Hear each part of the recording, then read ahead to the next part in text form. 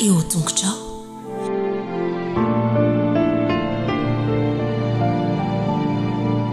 Ny fandaharana mianatra eo an-tongotr'i Jesosy dia fandaharana natokana hianarana teny soratra masina. Koa ahafaly miara-banao izay ankehitriny manaraka izao fandaharana izao dia manasa anao aza manaraka izany hatramin'ny farany.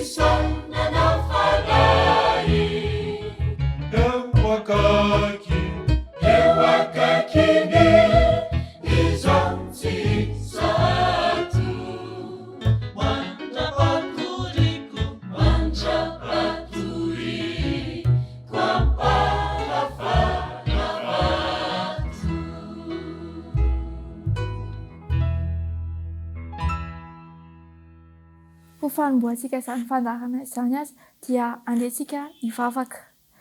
Raha tsara indrindra any an-danitra misaotra anao izay efa mbola afaka tonga eto mihaino sy izany fandaharana izany. Tompo engany ny fanahy masonao hirotsaka aminay ka ahaizanay mandray ny teny anankisiantako mivavaka. Amen.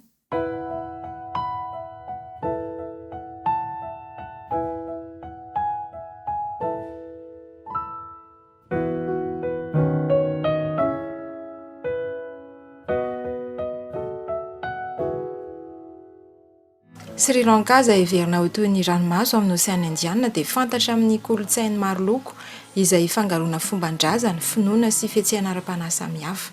Raha jerena ny salanisa dia maro ny bodista ao amin'ity firenena ity izay antoko-pivavahana faha-efatra lehibe indrindra manerana izao tontolo izao, manana mpino 2,500 tapitrisa. Monao Colombo i Victoria, mpampianatra efa misotro ronono kanefa tapa-kevitra ny hiverina mpianatra. Tsy nahasaka anazy hampiasa ireo traika efa nanany, hanampiana ireo ankizy sahirana sy adian'ny fiarahamonina ny fahalebiazany. Nisy ny ilana fampianarana ho an'ireo ankizy izay manana filana manokana, koa dia nanolotra programa mpampianarana mamaim-poana ho azy ireo Victoria. Ny tanjonay dia hanampy ny fiangonanay sy hanofana mambra mba hahafahany miasa ho an'ny fiarahamonina sy hanampy ireo ankizy tratry ny autisme. Nandritra ny taona maro dia ny tranon-dravavy no nampiasain'ny Victoria ampianarana ny ray aman-dreny sy ireo ankizy ireo. Tena fandriny hanokatra sekoly koa dia niara niasa tamin'ny fiangonana Adventiste izy ary ziona nataon'izy ireo anaran'ny sekoly. Fanomezana avy tamin'ny olona foana ny nentina nampandehanana ny sekoly, noho izany dia misy fotoana tojo-olana ara-bola izy ireo. Kanefa noho ny finoana sy ny faharetana dia nankasitrahan'ireo ray aman-dreny ny sekoly izay tena tsapan'izy ireo ilain'ny zanany. Tena hafa mihitsy ho mpampianatra izay miasa ato amin'ny sekoly. Tena mahafantatra tsara ny zavatra ilain'ny zanakay izy ireo ary tena tsara fanahy tokoa. Mino fa mbola afaka manatsara hatrany ny fomba fiasa sy ny fahaizana izy ireo. Tena hafa mihitsy ny fampianaran'izy ireo. Tsy nahazo fiofanana manokana ao amin'ity fampianarana ity ireo mpampianatra ireo fa Victoria nanampy sy nanoro azy aloha, izay izy ireo vao nitana kilasy ho azy ireo manokana. Karazan'olona tena tsy manam-paharetana mihitsy kanefa rehefa niasa tato teto ziona izany dia niananana faharetana. Ny fahasoavan'Andriamanitra dia azoko ataony milaza hoe vitako ilay asa miaraka amin'ireto ankizy reto. Madika n'Andriamanitra, rehefa miaraka aminy isika dia afaka manao ny zavatra rehetra. Tsapako hoe tena mikarakara be ny ankizy ireo mpampianatra ireo ary tena feno fanoloran-tena. Ny fampianaran'ity sekoly ity izay mifototra amin'ny fitiavana sy ny fahatsorana dia tena misy fiantraikany goavana eo amin'ny ankizy sy ny ray aman-drenin'izy ireo. Mangataka anao mba hivavaka ho an'i Victoria sy ireo mpampianatra miara-miasa aminy mba ho maro hatrany ireo olona ho voataony eo amin'i Jesosy noho ity fomba fiasa mamaly izay rehetra ilain'ny ankizy ity, misaotra no mifanohana noho ny asa maneran-tany hanampiana ny tetikasa toy izao.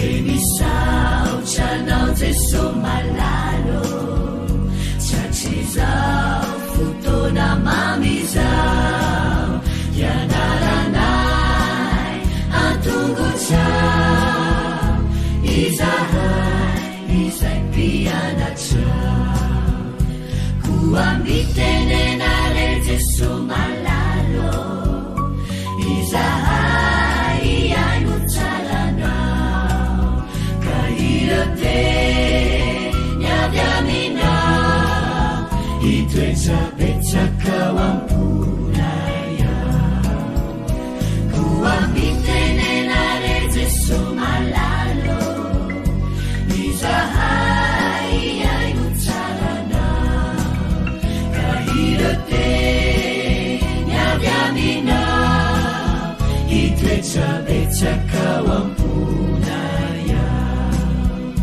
irate nyadamina itwezabetsaka wampunaya.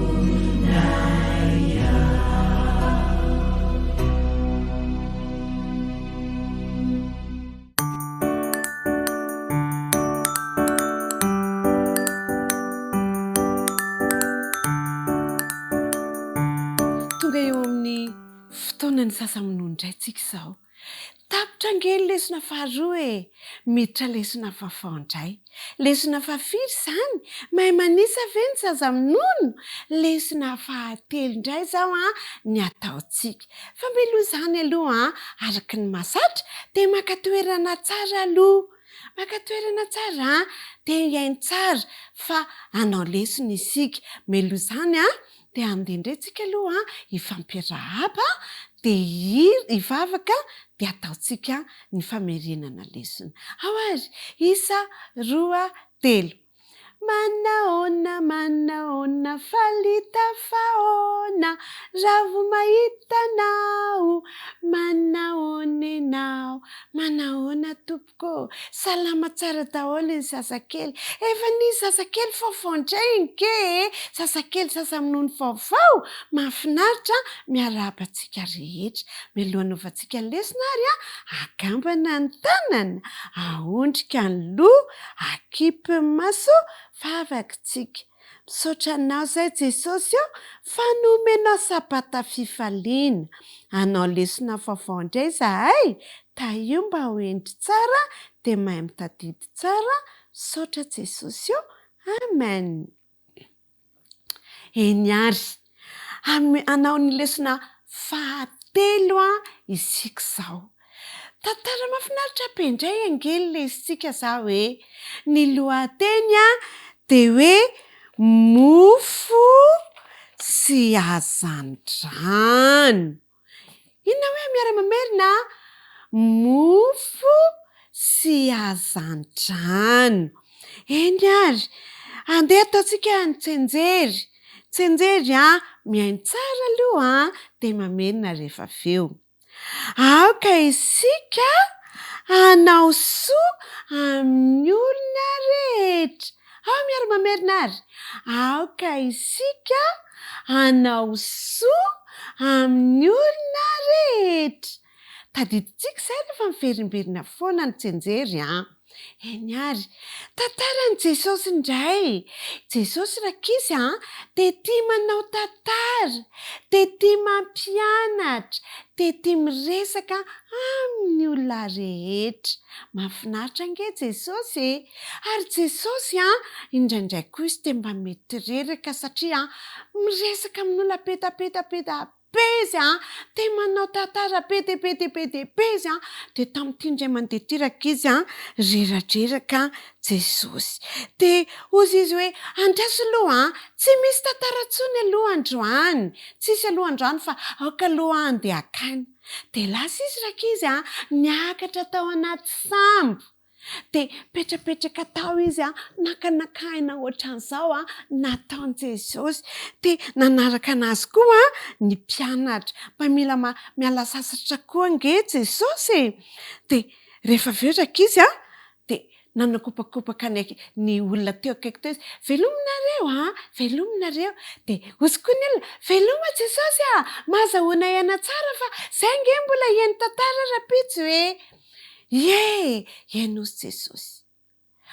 Efa tonga indray fotoana fa efa pitso nge za hoe dia efa andeha hiaino tantara aingakaingana rakizy andaotsika andeha hiazakazaka andeha hiaino tantara any amin'i Jesosy tsika fa efa nahazo aina zay Jesosy. Andao ary andao aiza ny arina asiana ny sakafonareo ity ao ny sakafo ao anaty arina ao sakafo aingakaingana ary aingakaingana fa miaka hiaino tantaran'i Jesosy. Tia mihaino ny tantara ataon'i Jesosy ny olona ary Jesosy koa tia mizara tantara ho an'ny olona rehetra. Mahafinaritra rakizy Jesosy tia mizara Jesosy. Ny teniny no zarainy fa indraindray koa izy mizara sakafo ho hitantsika manaraka fa mizara sakafo ihany koa Jesosy tamin'ny alalan'ny ankizy kely anankiray.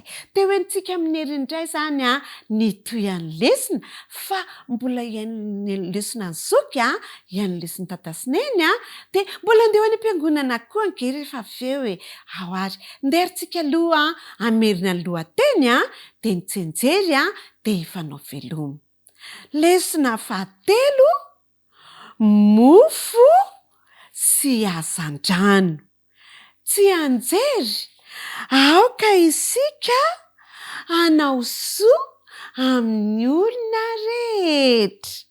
Zay zany aloha lesitsika androany fa amin'ny herindray tsika tohizana ny tantara fa mahafinaritra be satria Jesosy mizara dia tsika ihany koa mila mahay mizara.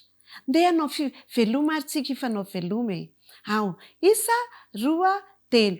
Tia mifanao veloma, veloma, veloma. Tia mifanao veloma amin'ny herindray.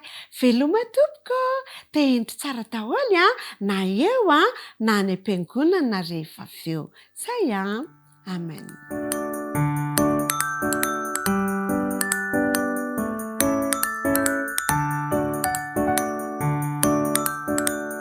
Faly miara-banareo sazaboto namako rehetra indray tafaraka isika ao anatin'ny fandaharana natokana ho an'ny sazaboto dia miara-bantsika rehetra koa fatratra ny sabata daholo.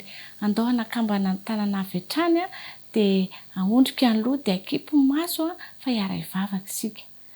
Andriamanitra misaotra anao indray izay noho ny fitantanana ao anay. Dia omenao anay sabata fitsaharana mba fanay miaraka mitsahatra aminao. Raha amerina ny lesona ny anarana nandritry ny herinandro izay dia omeo fanahy masina mba hitahiry izany ao anatinay hahatonga anay ho zazaindry. Amin'ny anaran'i Jesosy, amen. Ny lohatenin'ny lesona ny anarantsika na ny tantara izay ny anarantsika nandritra ny herinandro rankizy dia hoe namonjy fanasana Jesosy. Andao hoe hiaraka merina namonjy fanasana Jesosy. Ny tsy anjery ao amin'ny Isaia 40:7. Dia miaraka manisa telo indray dia atao mafy be mihitsiny. 1, 2, 3 velomy ny oby ary ataovy manakoako. Bravo, mahay daholo. Dia mipetraka tsara amin'izay fa iain'ny tantara indray isika dia mahazo toerana daholo dia endry tsara.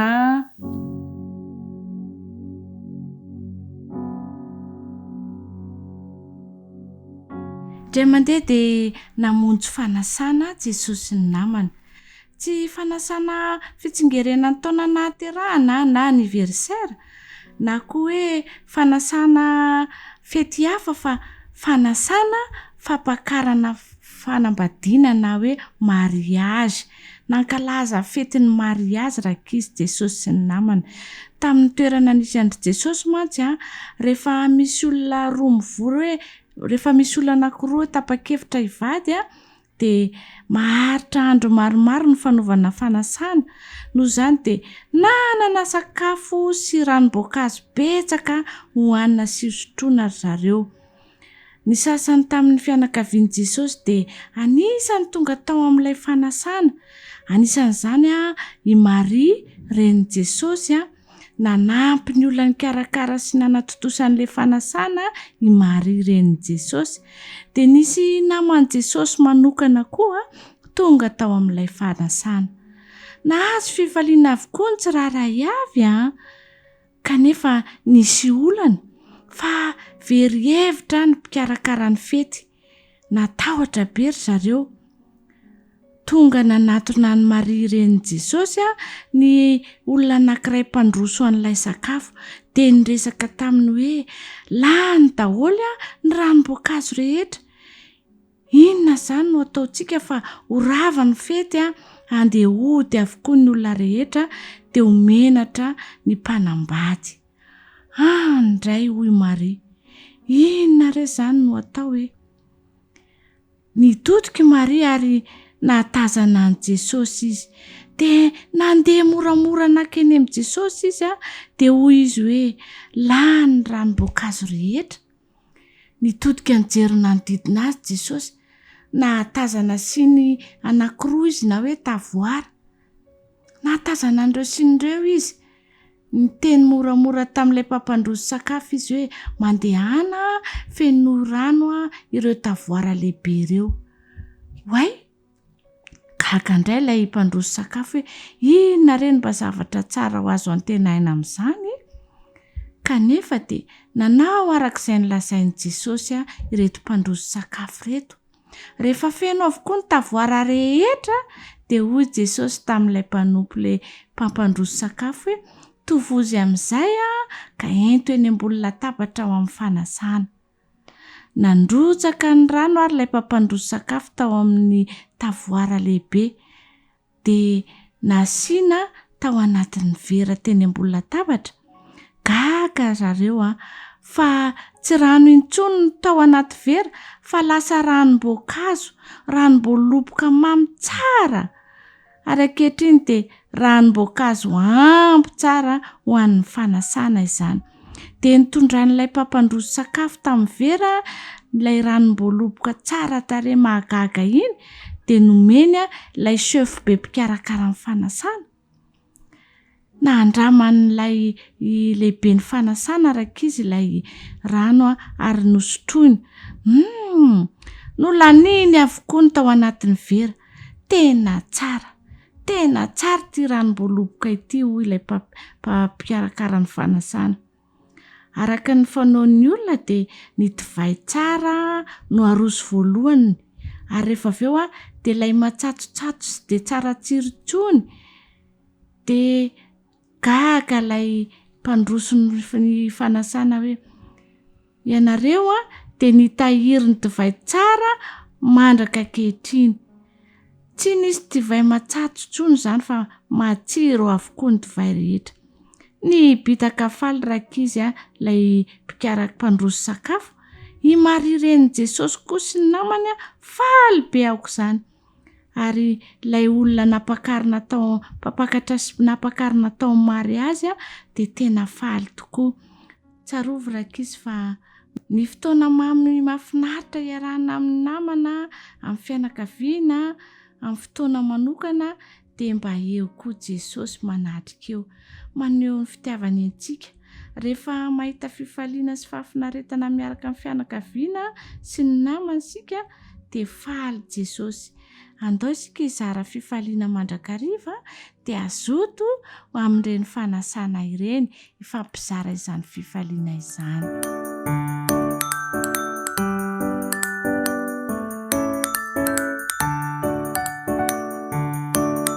Feno aravona indray rakizy namako no iarabako anareo tratry ty sabata mahafinaritra ity, hiaraka merineto ny loha hevitra fahafolo ary isika izao izay manao hoe iza no namako, ahoana tsara hoe iza no namako. Ny andalan-teny izay nianarantsika tsy anjery moa dia ny rahantsika nahita tao amin'ny Luka 10:17 andenga rahantsika mamekine.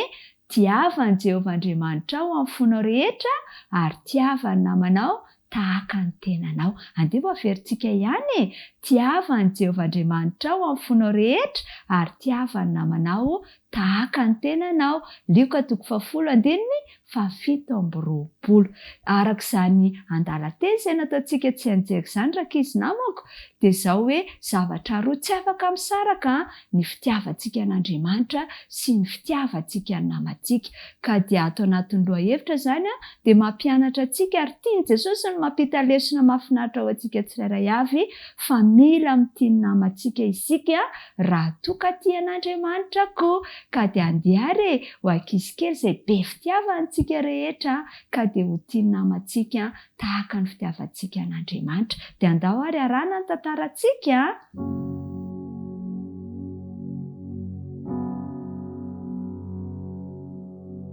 Nipetraka teo amin'ny seza tsy nisy olona i Pierre tao amin'ny sekoly sabata. Ny ankizy sasany tamin'izay fotoana izay dia niresadresaka fa i Pierre kosa rakizy dia nipetraka irery. Tsy nisy fantan'ireo ankizy ireo. Tsapa ny hotoany eo amin'ny toerana tsy tokony nisy azy izany izy. Tsy nisy niresaka taminy tsinona.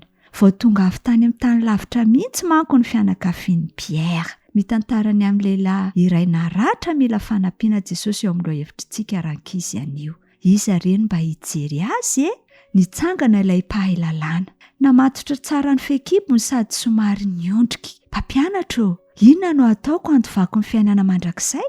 Inona ny voalaza ao amin'ny lalàna?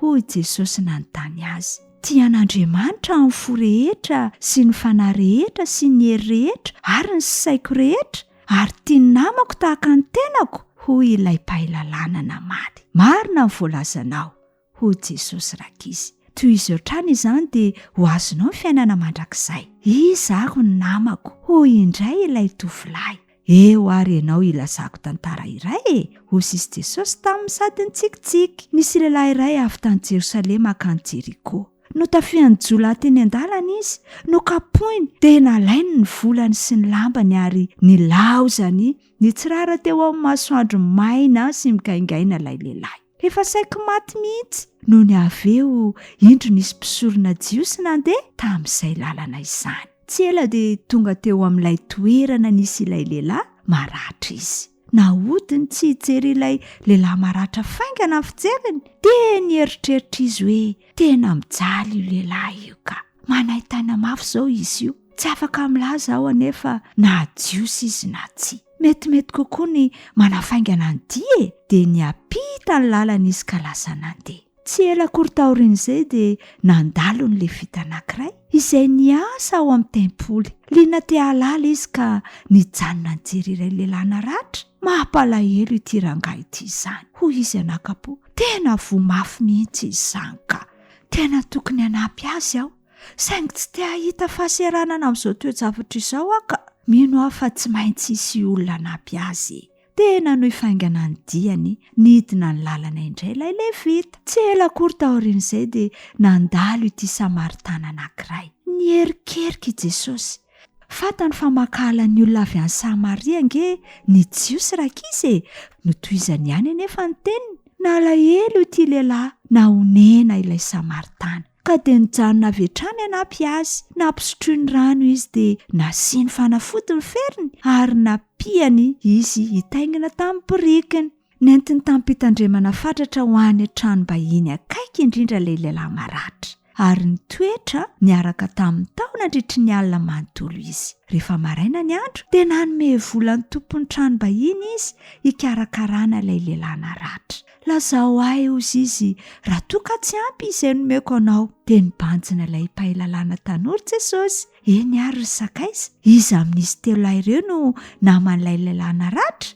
Hoy izy nanontany tamin'ny mpahantonena. Ilay niatra azy hoy ilay tovolahy. Dia hoy indray Jesosy tamin'ny mpahaleme-panahy, mandehana ankehitriny ka aoka ianao ho namana toy izany. Miangavy antsika Jesosy androany mba ho namana mahafinaritra toy izany koa rakizy. Mitovy avokoa ny olona rehetra eo mason'Andriamanitra.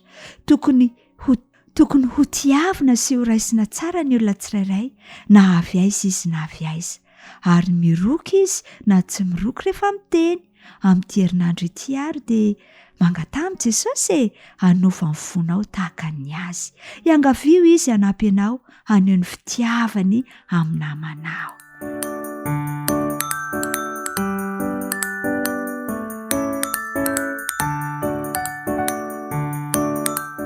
Miarahaba antsika tanora zandry indray ary. Iaraka mitina ny lesona 10 indray isika amin'ity anio ity. Lesona 10 izay mitondra ny lohateny hoe tena namana. Tadidy ve nitsenjery? Dahoary. Fa be indrindra ny fahasoavan'ny tompontsika tamin'ny finoana sy ny fitiavana izay ao amin'ny Kristy Jesosy. Timoty voalohany, toko voalohany, andininy 4:7. Nda ho jerentsika ary izay nianarantsika nandritry ny herinandro. Ny lesona izay nianarantsika nandritry ny herinandro dia voalaza ao amin'ny Timoty voalohany toko voalohany. Tao no nanambarany Paoly tamin'ny Timoty ny fahasoavan'Andriamanitra, ny zava-tsoa nataony taminy teo amin'ny fiainany. Na dia ratsy indrindra ary izy, nolazainy fa izy dia niteny ratsy, nanenjika, namono, nanao izay ratsy teo anatrehan'Andriamanitra izy tamin'izay fotoana izay. Kanefa izao niezaka niantso azy foana Jesosy. Namonjy azy Jesosy. Nandefa niantsony taminy izy mba hahatonga ny Paoly hiasa ho azy sy hanolo-tena ho azy. Lesona lehibe izay nampitaina tamintsika nandritry ny herinandro fa Jesosy Kristy dia te hamindra fo amintsika mandrakariva. Tia antsika izy na dia mbola ao anatin'ny aratsiana ary isika. Niezaka mandrakariva izy ny ho namantsika. Izy ilay tena namana izay miandry antsika sy miantso antsika. Ozy izy Paoly hoe raha namela ny heloko izy dia afaka ny mamela ny heloko ny olona rehetra. Raha namindra fo tamiko izy dia afaka ny hamindra fo ny olona rehetra. raha niantso ahy ho mpiara-miasa aminy izy dia afaka niara-iasa amin'ny olona rehetra. Raha tia ahy izy dia afaka ny ho tia ny olona rehetra. Nolazain'i Paoly izany fa tena ratsy ny fiainany teo aloha kanefa tia azy ilay namana akaiky dia Jesosy Kristy. Ary raha azony natao tamin'i Paoly izany dia azony ataony amintsika tsirairay ihany koa. Nampianatra antsika ihany koa iny lesona iny fa isika koa dia tokony ho naman'ny hafa. Tamin'ny Paoly rehefa niova izy dia nandefasan'i Jesosy namana izarany fitiavany aminy dia Ananiasy sy Barnabasy izany. Ireo no nitarika azy, ireo no nanohana azy. Dia izao tian'Andriamanitra raha mba isika koa ilay mpanohana ny hafa, isika ihany koa ilay tena sakaizan'ny hafa, mitarika azy ho amin'ny tsara mandrakariva. Manampy antsika koa iny handinika hoe iza ny namantsika, namana manahoana ny namantsika, mitarika antsika amin'ny zavatra tsara ve, mitarika antsika hanantona an'Andriamanitra ve? Ny hafatra izay nampitana antsika tamin'ity herinandro ity dia hoe tian'Andriamanitra hafantatra azy manokana isika. Tian'Andriamanitra ho fantatsika fa izy ilay teo namantsika. Nanampy antsika ihany koa mba hizarana izany amin'ny hafa. Tsy mahafinaritra ve izany? Ary mahatonga antsika handray fanapahan-kevitra vaovao indray hoe andeha handray an'i Jesosy Kristy fa izy ilay teo namako ary izaho koa dia mba ho namana tsara ho an'ny hafa. Izay izay indray ny lohahevitra nianarantsika nandritra iny herinandro iny dia mirary soa antsika mazotoa mianatra ny tenin'Andriamanitra isan'andro. Mandra-piona indray ary.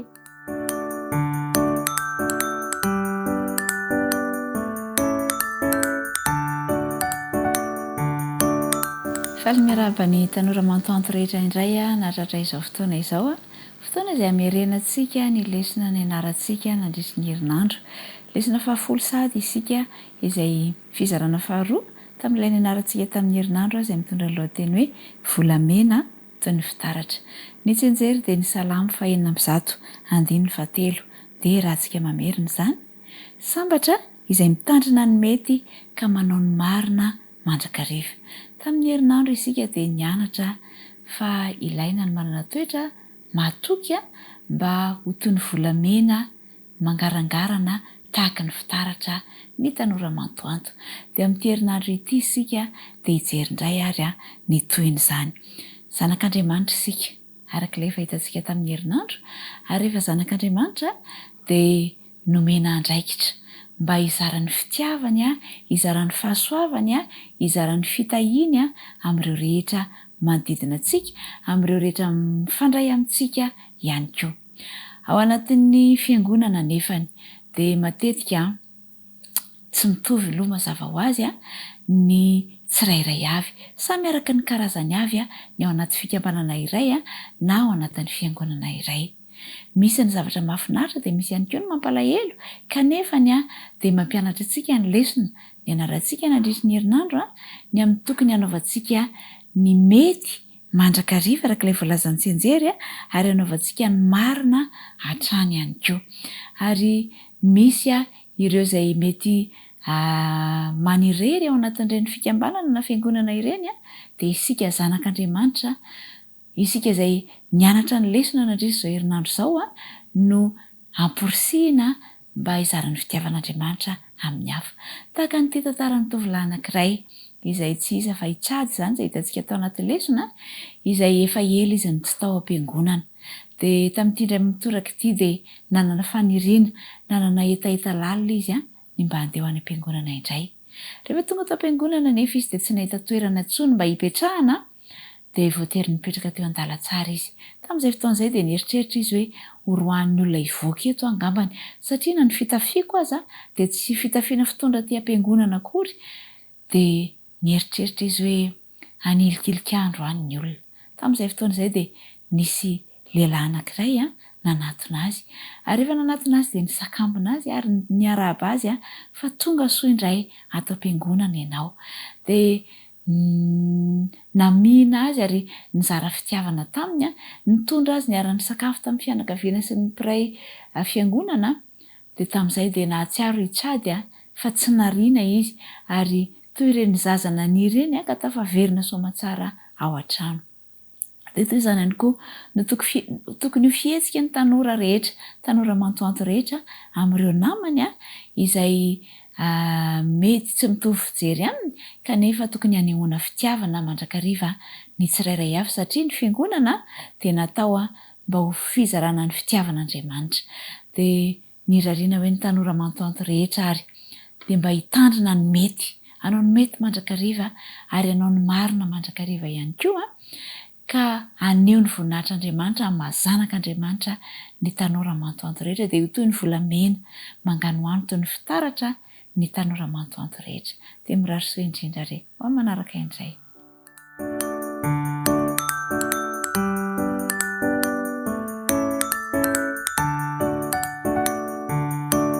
tsikitsiky feno aravona no iarabanany zatovy namana rehetra indray amin'ity sabata ity. Tratrany sabata indray tsia ary dia ao anatin'izany sabata izany dia manentana antsika mba terizy izao tsikitsikitsika izao. Ny sabata dia fotoana fitsikitsikiana. Tsy fantatro inona ny olanao tamin'ny lakamisy, tsy fantatro inona ny nampiadisainanao tamin'ny talata, tsy fantatro. Rehefa tonga ny sabata esory izany fitsarana aoka hitsikitsika ianao, aseho ny atsara tarehanao. Efa nodiniantsika teto izany fa isika tanora ianao zatovo dia tsara. Rehefa mijery fitaratra ianao dia mitenena mitenanao hoe tsara ianao. Ary rehefa sabata ny andro dia aseho an'Andriamanitra aminao voninahiny, tsara ianao. Eny ary izay fiarabana miendrika sarika miramiran'izay no tiana ifampizarana amintsika. Miloha indrindra ny anaovantsika fampiarana ny amin'ity lohahevitra nampitondraina ny lohateny hoe ny herin'ny fitiavana, ny herin'ny fitiavana. Ny zatovy ihany koa dia anisan'ny manam-pitiavana, sa tsy izany? Manam-pitiavana ianao. Raha misy zatovy tsy manam-pitiavana dia sampona izy. Fa amin'ny fotoana amin'ny maha-zatovy mihitsy no hisongadiana ny fitiavana. Ka ianao io izany izao manam-pitiavana. Aza miteny hoe za tsy manam-pitiavana, manam-pitiavana ianao ary tena manam-pitiavana isika rehetra. Ny herin'ny fitiavana, io fitiavana ananako io, io fitiavana anananao io dia misy hery. Misy hery. Ary eto moa dia marihana fa rehefa miresaka fitiavana isika dia Andriamanitra ny fitiavana. Ary zanak'Andriamanitra rehetra dia omeny na koa hoe mandovana izany fitiavana izany. Izao nolazainy ny Jaona toko 7 andininy 12 dia izao ny voalaza. Jaona voalohany moa izany.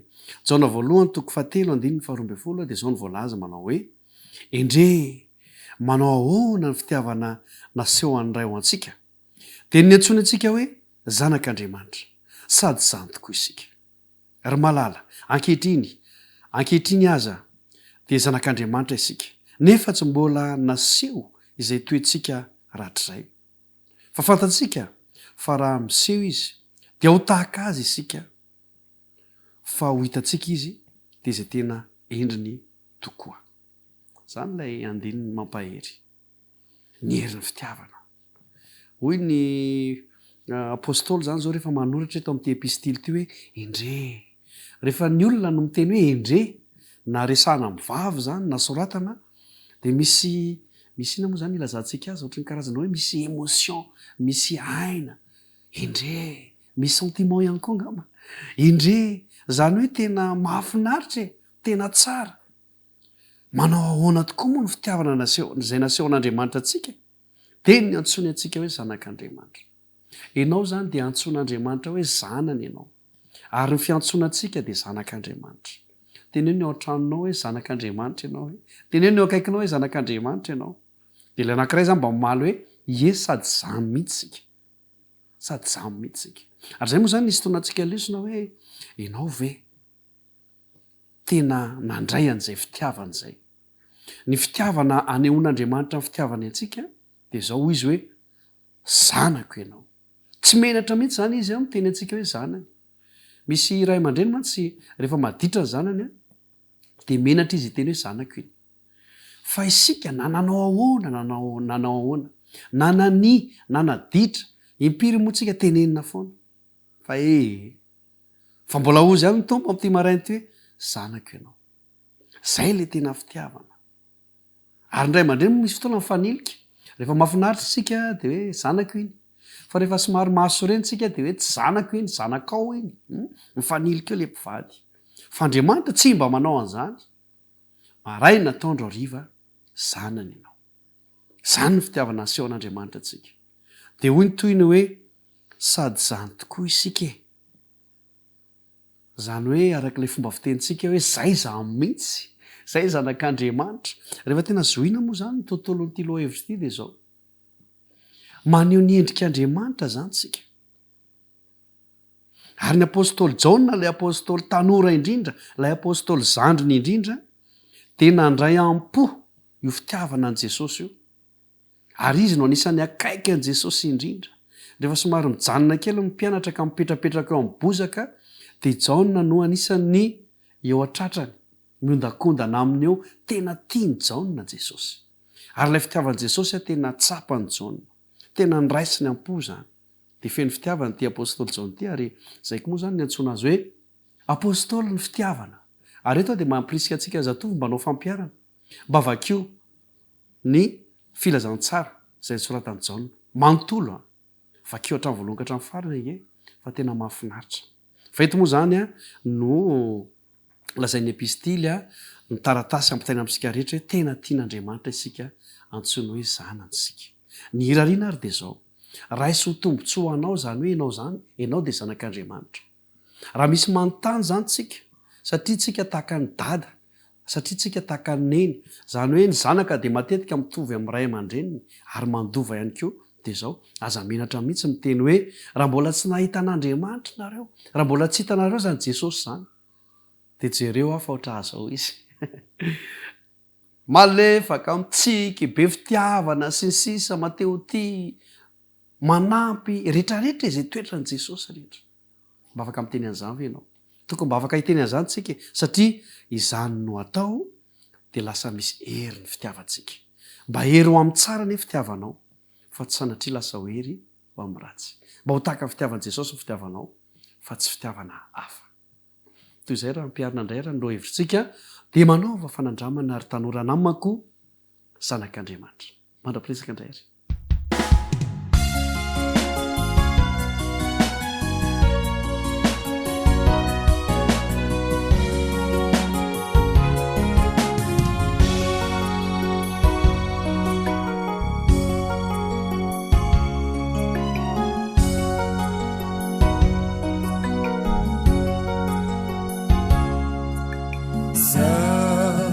Jesosy mba maniry ny anao ny sitrakao efa ela no nikiry tsy naomby hatramizao dra anio mandreny antsonao dia torotoro fo to hiova olombaovao tapakevitra ifo nefizany tsy maharitra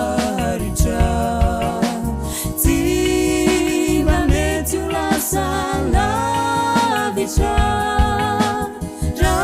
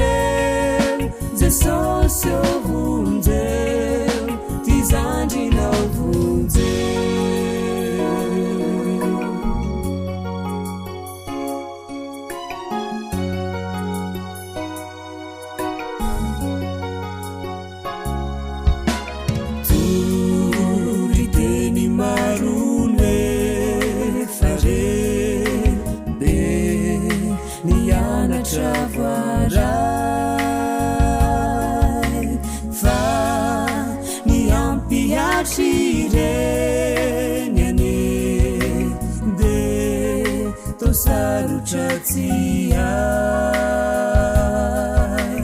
vao mandroso indray mandingana hoe hanaraka ana dia indro favofingana potraka sy lavoa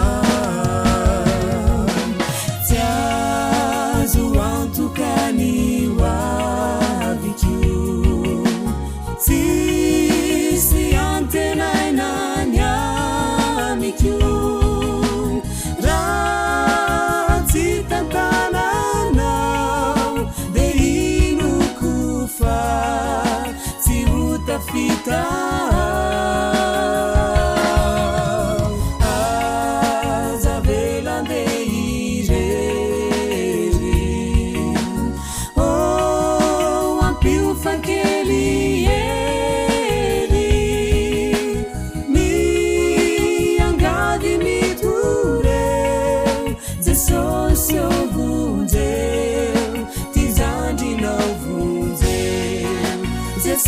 Sovunzeu, tizandinau vunzeu, zeso sovunzeu, tizandinau vunzeu.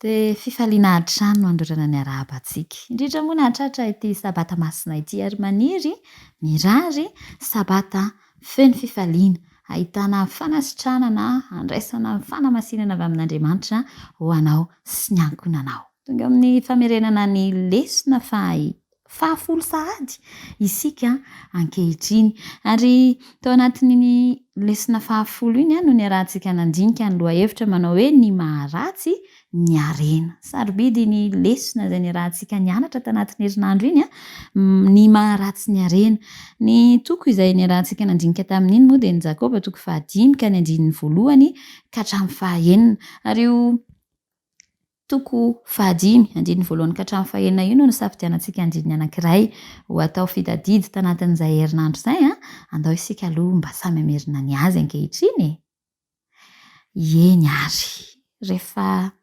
niaraka nianatra isika tanatin'ny herinandro hoe inona zany ny zava-dehibe tokony ho azontsika ka ho ampiarina ny amin'izany hoe ny maharatsy ny arena izany dia ny nitarian'ny taridalana antsika tamin'ny fiaraha-mianatra dia ny amin'ilay tovolahy izay mpanan-karena nyresaka tamin'i Jesosy hitantsika eo amin'ny Mateo 7:20 moa ny mahakasika azy iny ary tamin'ny niresahan'i Jesosy taminy no nanambaran'i Jesosy tamin'ny mpianatra rehefa avy eo hoe sarotra ny idiran'ny mpanan-karena amin'ny fanjakan'ny lanitra asa nanahoana ny fandraisanao an'izay teo ampianarana ny lesona raha miara-nianatra isika fa ny maharatsy ny arena no nydiniana tao anatin'izay rehefa nandinika n'izay nitarian'ny bokin'i Jakoba antsika isika dia nianatra fa tsy ny arena amin'ny maharena azy tsy akory no tsika irain'ny baiboly fa marina fa izay ny fiheveran'ny olona azy fa mifantoka amin'ny fifandraisana amin'ny arena nefa ny zavatra miiba rehetra mahakasika azy toy ny an'ilay tovolahy. Ilay tovolahy moa mampalahelo mihitsy fa naleo ny safidiny arena toy izay anaraka ny baikon'i Jesosy satria izay toeran'ny fo no baikon'ny fo dia ohatr'izay ny lesona tiana nampitaina tamintsika. Izay itoeran'ny fo izany no nifantohantsika tao anatin'iny lohahevitra tao anatin'ny herinandro iny. Ny zavatra tsy tokony ho adinointsika mihitsy anefa dia tahaka ireo fanomezana rehetra avy amin'Andriamanitra dia zava-dehibe kokoa noho ny arena ny fomba ampiasana azy. Indraindray mantsy diso isika eo amin'ny fampiasana azy. Tao anatin'ny lesona izao isika dia nianatra fa misy ireo manana arena dia mampiasa an'izany ho amin'ny zavatra ratsy ka nampianarina tao mihitsy ny hoe tandremana fa io no hanamelohana ny fampiasana ny fahefana sy ny hery-miasa mangina avy amin'ny arena indraindray tahaka ny fediana fa tsy mba fitaovana nehoana fitiavana dia mila tandremana izany. Ary matoa izy nampianariny ity lohahevitra antsika dia mba hiarovana antsika tsy ho resina izany amin'izao fiainana izao. Tsy tokony hanadino an'Andriamanitra mihitsy isika na ao anatin'inona na ao anatin'inona satria avy amin'Andriamanitra ireny arena izay tanantsika nasaina tandremantsika moa eo amintsika ampiasaintsika iainantsika amin'izao fotoan'izao reny. Tao anatin'ny taridalana dia ndresahana hoe tokony hametraka nyreto fanontaniany reto isika satria isika samy manana arena avy amin'Andriamanitra daholo. Dia ny voalohany dia hoe avy aiza ny arenao, ary move izay azonao amin'ny asa mafy atao ampahitsiana sa avy amin'ny fanambakana ny hafa, io arenanao io. Ny fanontaniana faharoa dia hoe inona ary ny ataonao amin'ny volanao na kely zany na betsaka, dia manana daholo sika rehetra. Move ampiasaina mba hitiavana sy hampona, mba ho fitahiana ho an'ny hafa sa ampiasaina ampitomboana ny fahefana ka hanararaotana ny toe-javatra, ampiasana hery miasa mangina hanimba ny hafa. Tsara raha mametraka an'izany fanontaniana izany hatrany hatrany isika mba tsy ho resin'ny Satana amin'ny fakapanany amin'ity arena ity, ka hiresaka amin'ny tenantsika isan'andro hoe inona moa ny asehon'ny volako momba ny toetrako, inona ny asehon'ny volanao momba ny toetranao. Rehefa nianatra isika dia mamafisy ny lesona tamintsika tsara fa tahaka n'izay nampitandreman'Andriamanitra ny vahoaka nefa hatrany amin'ny testamenta taloha ihany koa mba nampitandreman'i Jakoba antsika hiverena antsika amin'Andriamanitra fa tsy ho variana amin'ny arena amin'ity tany ity. Averina ihany fa tsy noho ny fankahalana ny arena izany fa noho ny fitiavana antsika, satria olona miaina ety amin'izao tontolo izao isika, ka olona izay mety ho resy ny fakapanany amin'ny hoe fanangonan-karena fotsiny dia lasa mitoky amin'ny arena, lasa any no anakinantsika ny fo, lasa everitsika ho tahaka ny maharitra mandrakizay izy ireny. Sarobidy ny manana an'izay ilaina kanefa tsy ireny ny tena sarobidy, fa ireny ary no vavolombelona nameloka sy hihinana ny nofo tahaka ny afo, raha ireny no hitokiana indrindra dia ampidi-doza hoy ny taridalana ihany tamintsika ka niantso ho atsika andeha isika tsy hifikitra amin'ny arena. Ary izao no nresahan'ny lesona tamintsika hoe na dia tsy manana hery lehibe tahaka ny an'i Jesosy aza, satria fantatsika tsara ny mahakasika an'i Jesosy rehefa tonga olombelona tetỳ izy, ka na dia tsy manana hery lehibe tahaka azy aza ny zanak'Andriamanitra dia antsoina foana isika hitandrina, ary antson'ny taridalana isika ampiasa izay ananantsika ho fitahiana ho an'ny hafa, fa tsy hanararaotana ny hafa na hoentina ho fehediana na ho arak'izay hanararaotana ny hafa zany dia ino no ampiasaina azahoana tombotsoa ny tena manokana.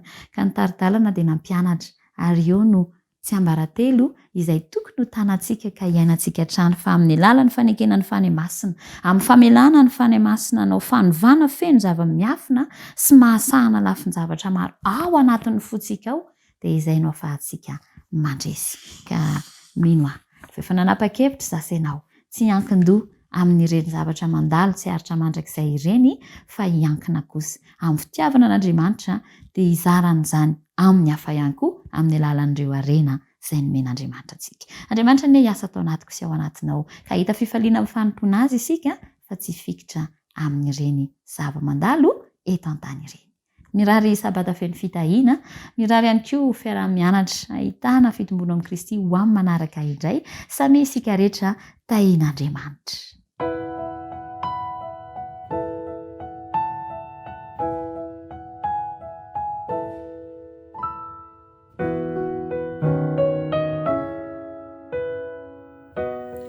Tanterina hatrany ny arahaba tomboko lasy tomboko vavy amin'izao fotoana ahafahantsika miara-miombom-bavaka sy mandinika ny tenin'Andriamanitra izao, hiaraka hivavaka isika.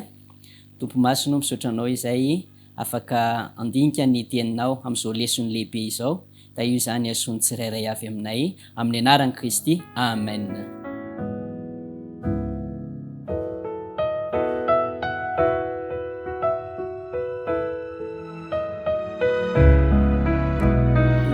Fampitinana ny lesona fahafolo isika amin'ity bokin'ny Genesis izay ianarantsika tato anatin'ny 3 volana ity.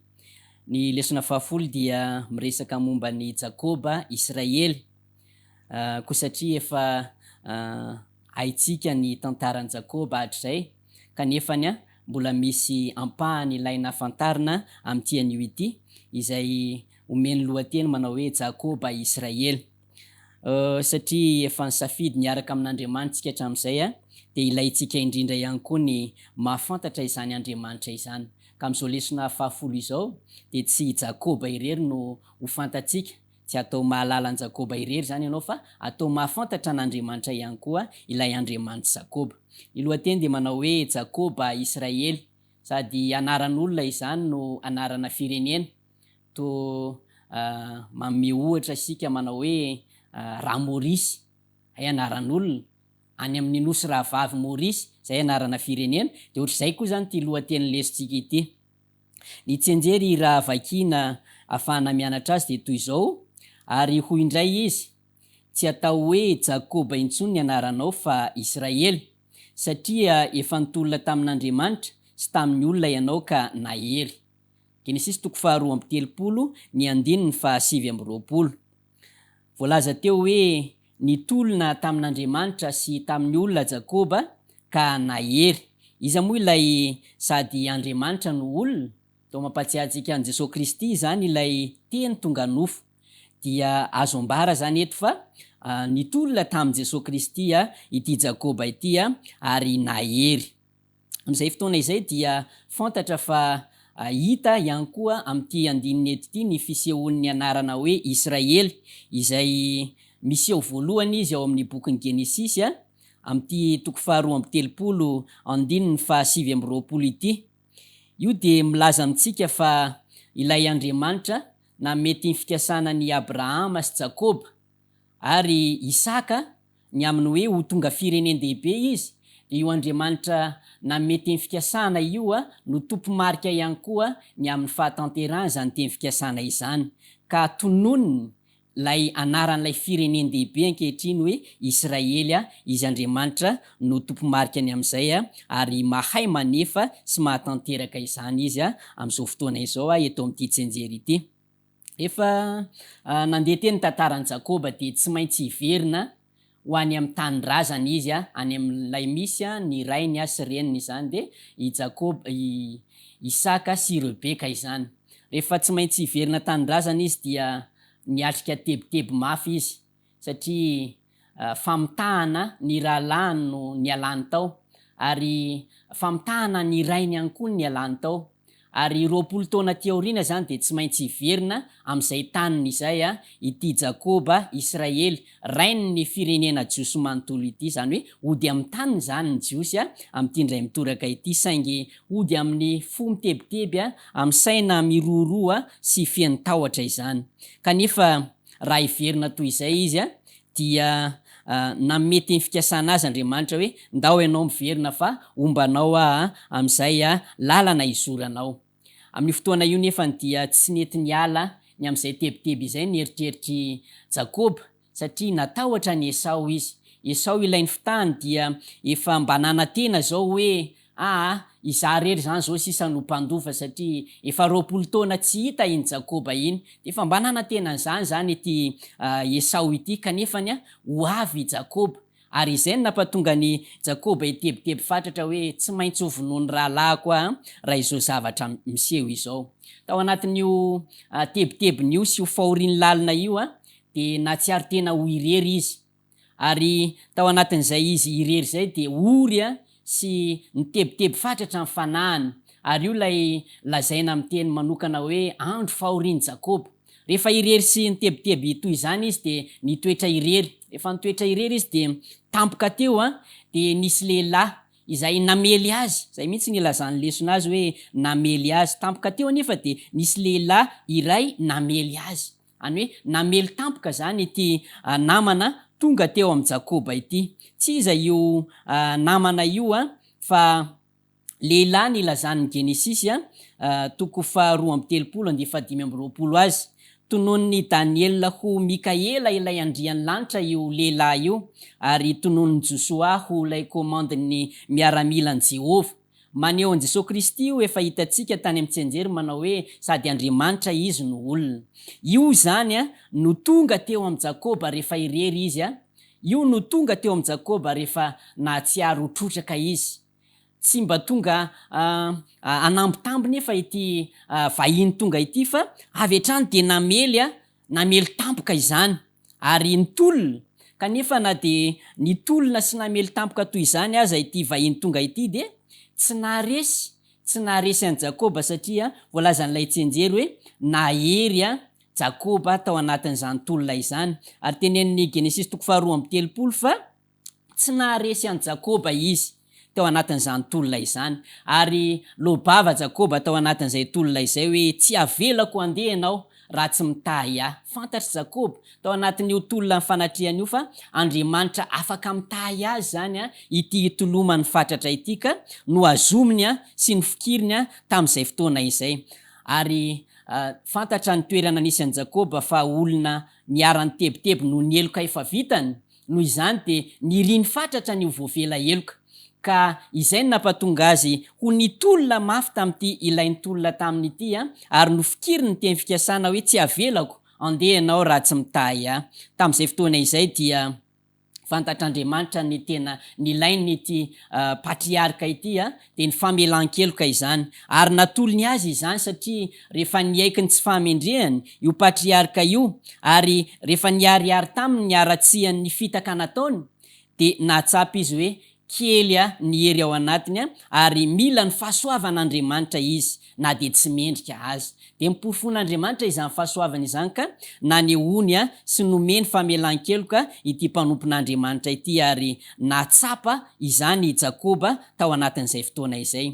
Porofon'izany famelan-keloka azony izany dia raha mpamingana no ny antsona azy teo aloha no ny fahotana vitany, de ankehitriny de nosoloin'Andriamanitra hoe Israely izany, tsy ho mpamingana intsony fa natao hoe Israely ilay mpitolona amin'Andriamanitra zany ny anaran'ity mpanompon'Andriamanitra ity. Andriamanitra no manome anarana azy, Andriamanitra no mahafantatra ny fiovampony. Azon'ny Jakoba zany izao ilay famindram-po avy amin'Andriamanitra sy ny fahasoavan'Andriamanitra. Mahafinaritra izany fiheveran'Andriamanitra ity mpanompony ity izany fa tsy navelany ho irery izy raha tao anatin'ny tolona mafinatrehany, fa nampahereziny ary navelany eloka.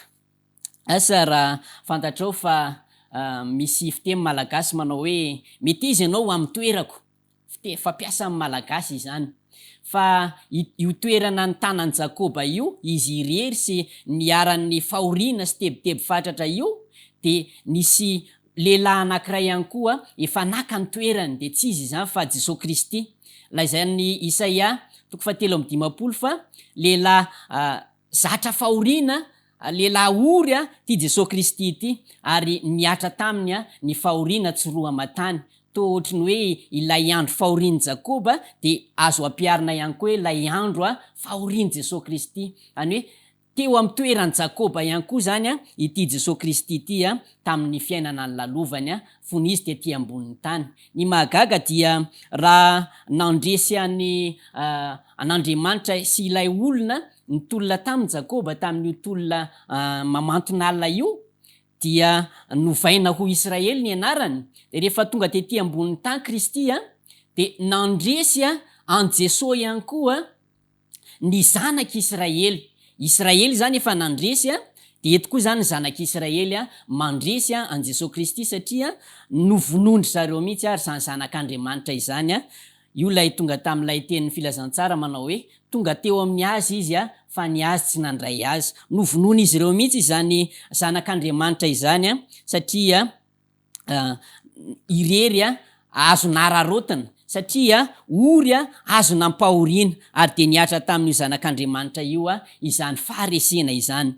Fa tenenin'ny lesona fa io faharesena io de midika zavatra anankiray izany.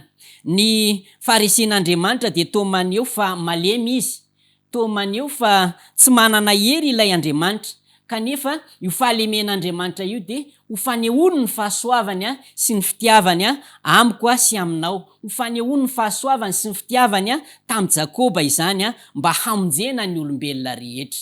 Riava malala, ny Korintianina 2:7-10 de milaza fa miala elo araka an'Andriamanitra de miasa fibebahana ho famonjena tsy hanenenana.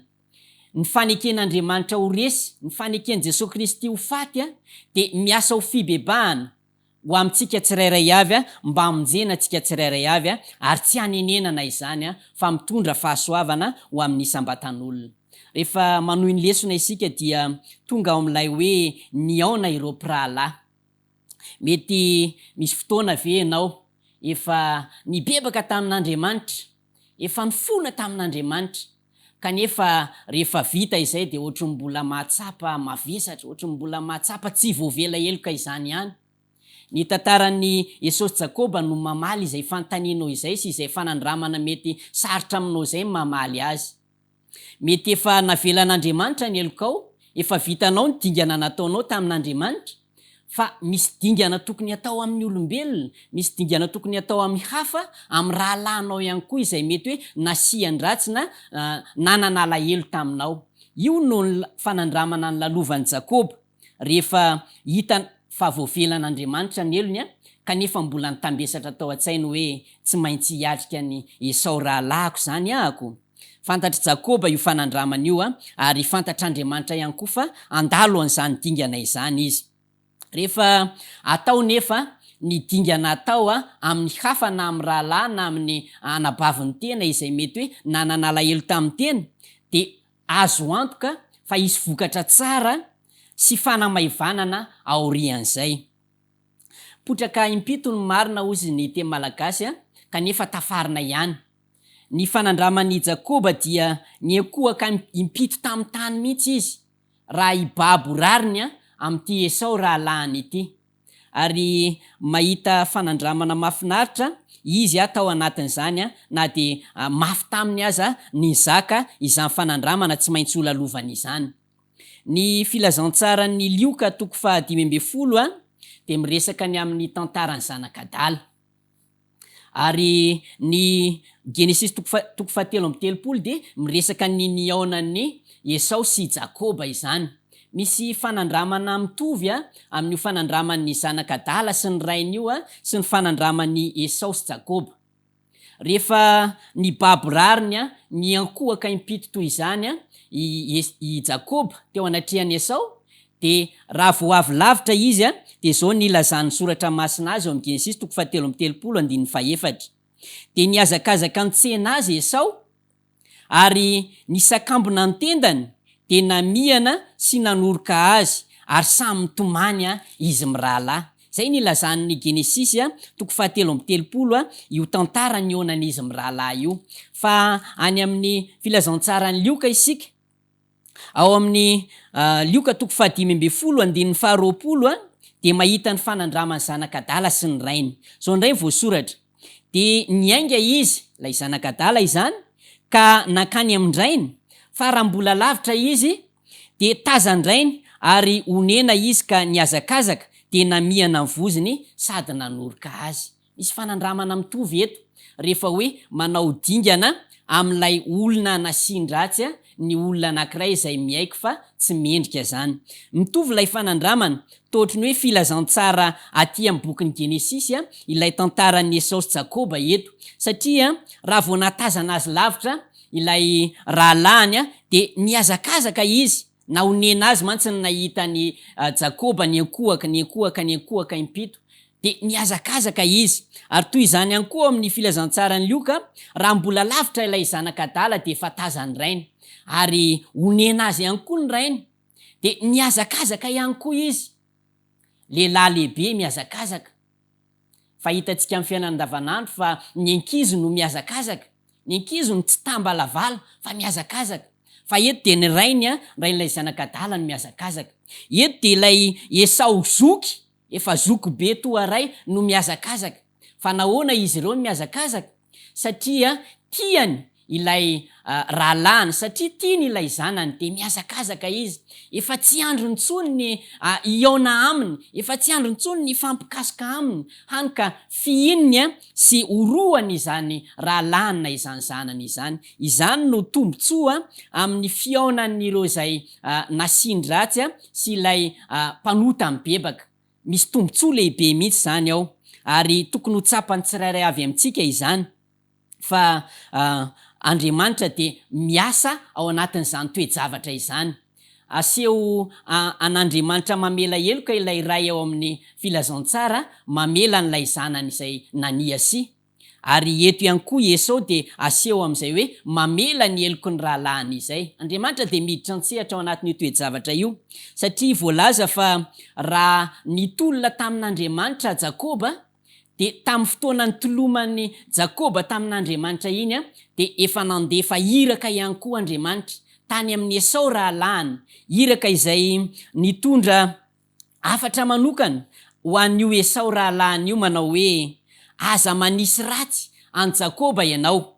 Naseho an'i Esau tamin'ny alalan'ny nofy izay nampitain'ny anjely i Jakoba 20 taona teorina, io fa tonga eo anatrehan'ny fasan'ny reniny i Rebeka izany, de miakohaka mitomany matsiaro irery eo. Naseho an'ny Esau izany fahorian'i Jakoba izany. Naseho an'ny Esau ihany koa tamin'ny alalan'ny nofy ny toby izay noentin'io Jakoba io, nanana toby maro mantsy izy izay fianakaviany sy ny andian'ondriny sy ny fananany rehetra miaraka amin'ireo mpanompony. Izany toby izany de naseho an'i Esau fa arovan'ny anjelin'Andriamanitra nitafiky ny lanitra. Hitan'ny Esau izany tobiny Jakoba voadidiny tafiky ny lanitra izany.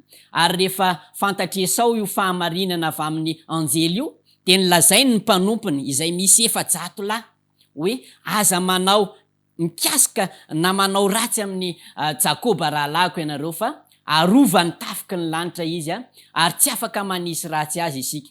Ohatr'izay zany fidiran'Andriamanitra antsihatra amin'ny olona anankiroa izay vonona ny famela, vonona ny amela sy vonona ny aikeloka. Miditra antsihatra Andriamanitra, sahala nidirany antsihatra tamin'ny fiainan'ny Esau sy Jakoba, sahala nidirany antsihatra tamin'ny fiainan'ny ilay zanakadala sy ny rainy. Tsapa zany ankehitriny rehefa misy izay fionan'ny nasindry ratsy sy ilay nanao ratsy izay fa misy fanamaivanana. Zany hoe tsy hita intsony zany lay hoe efa navelan'Andriamanitra, efa niaiky sy nifona tamin'Andriamanitra kanefa ohatrany mbola tsy mahatsapa voavela eloka izany. Fa rehefa vita ilay fionana de mahatsapa fanamaivanana, mahatsapa ianao fa tena hoe voavela eloka 100 isan-jato tokoa. Ary lobava mihitsy aza i Jakoba tamin'ny fotoana nionany tamin'ny Esau, manao hoe tahaka ny mahita ny tavan'Andriamanitra nahitanao. Zay ny vava nalokany Jakoba mihitsy teo anatrehan'io fionan'izy mirahalahy io, tahaka ny mahita ny tavan'Andriamanitra. Fanandramana efa ny nandramany Jakoba io fony izy nifanatrika tamin'Andriamanitra. De eto koa zany izy rehefa nahita ny rahalahiny de sahala ny nahita ny tavan'Andriamanitra teo amin'io rahalahiny io, satria vonina ny amelany elony io rahalahiny io. Toy izany ihany koa ianao raha vonina ny anandrana izany fanandramana izany amin'ny fiainanao andavanandro. Voalazan'ny mpanompo vavin'ny tompo ao amin'ny fanahy faminaniana fa anisan'ny tanjon'ny fanabiazana izay midika ho fanavotana ny famerenana amin'ny laoniny indray ny endrik'Andriamanitra ao amin'ny olona. Ka raha misy zany eo amin'ny olona io fifamelana io de mamerina ny endrik'Andriamanitra amin'ny olona izany endrika fifamelana izany. Ilay Andriamanitra miasa amin'ny fotoana rehetra zany amin'ny atsipirian'ny toe-javatra rehetra de mamerina ny endriny amin'ny tsirairay avy kay amin'izay fotoana izay. Ary izay lay tombony eo amin'ilay fanamaivanana rehefa miaiky ny elikao amin'Andriamanitra ianao ary miaiky ny elikao amin'ilay olona izay nasindry ratsy izany. Riava malala, tsy maintsy andalo ny fanandraman'ny Jakoba ny tsirairay avy amintsika amin'ny fotoana anankiray. Ary voalaza fa ny vahoakan'Andriamanitra mialoha kely ny fiavian'i Jesosy Kristy de tsy maintsy andalo ny fanandramany Jakoba. De ilay fanandramana ao amin'ilay tolona mamanton'alina izany, ilay fanandramana iainan'i Jakoba tamin'ilay hoe andro fahorian'i Jakoba, tsy maintsy andalo izany ny tsirairay avy amin'ny vahoakan'Andriamanitra. Mety mahatsiaro tena ho tsy mendrika ve ianao? Mety mahatsiaro tena ho meloka ve ianao? Na vita dingana tsy mendrika ve ianao teo amin'ny fiainanao? Manaova dingana amin'Andriamanitra ary manaova dingana amin'ny rahalahinao fa ao Jesosy ilay nitolona ary efa nandalo tamin'ny toerana lalovany Jakoba ary mandalo amin'ny toerana misy ianao. Izy dia afaka hanome fanamaivanana, afaka hanome hery ianao mba haharitra amin'ny fanarahana azy. Izy ilay miara mitondra ny fahalementsika araka ny voalazan'ny Hebreo 4:4-5 de afaka manome izany fanamaivanana izany amiko sy aminao. Io Jesosy Kristy io dia mahafantatra ny Tsipria ny tantarany Jakoba ary maneho amintsika ihany koa hoe tsy andahanao izy raha manantona azy amin'ny fiovam-po marina ianao, tsy andao anao izy fa Andriamanitra tsy amerary ny olom-bofidiny fa izay mitaraina aminy andro aman'alina ary tsy hitaredretra izy. Lazaiko aminareo fa hanomerary ny faingana izy ho Jesosy Kristy ao amin'ny Luka 20:17 koa manaova fanandramana sahalan'izay fanandramana ny lalovan'i Jakoba de ho hitanao ny tombontsoa miaraka amin'Andriamanitra, afaka hovan'Andriamanitra mihitsy ny anaranao aza hoe zanako ity ankehitriny fa tsy mpamingana intsony, mpanompoko ity ankehitriny fa tsy mpanompo ny Satana intsony. Ary afaka mandalo ny fanandraman'i Jakoba ihany koa ianao manovo ny fitahian-dehibe izay atolotr'Andriamanitra amin'ny fanarahanao ny sori-dalana izay soritany. Afaka manandrana ny fanandraman'ilay zanaka adala ianao ka afaka averina amin'ny laoniny indray ny toerana misy ianao eo amin'ny fiarahamonina. Afaka horohan'Andriamanitra ianao, afaka fihinan'Andriamanitra ianao ary afaka averiny amin'ny laoniny tsy toy ny mpanompo intsony ianao fa ho toy ny zanaka malala. Andriamanitra ny hitahanao sy ny ankonanao mandritra ny fotoana rehetra. Amen. Izao tsika dia iroso amin'ny fanatitra ny sekoly sabata ka feokira no ndeha anatazana izany fanatitra izany.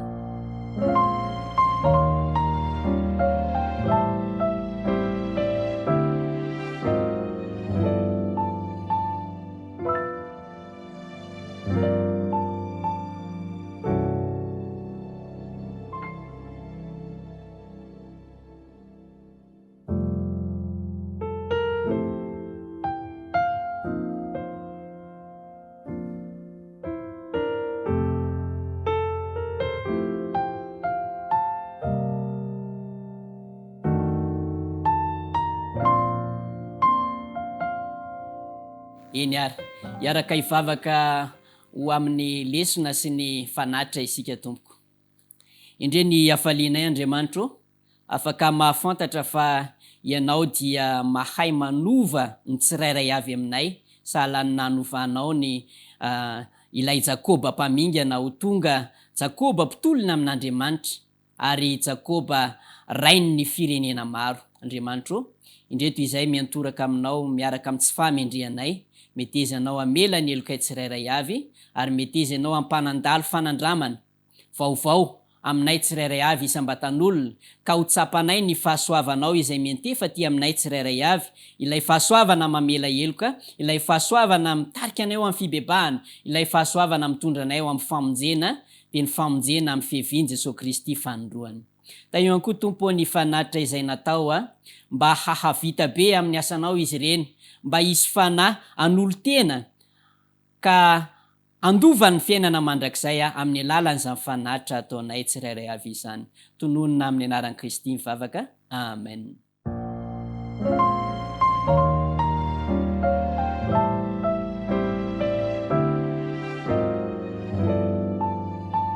Eny ary tompoko lasy tompoko vavy, amin'ny folora sy fefany dia anaraka ny fampiavahana isika iarahana amin'ny fiangonana Adventista amin'ny tany andro fafito ao Manjakaray, koa dia mirary ny fitahian'ny tompo mananambiampy ho an'ny isam-baravarana ho an'ny tsirairay avy. Mankasiraka tompoko lahy, mankasiraka tompoko vavy.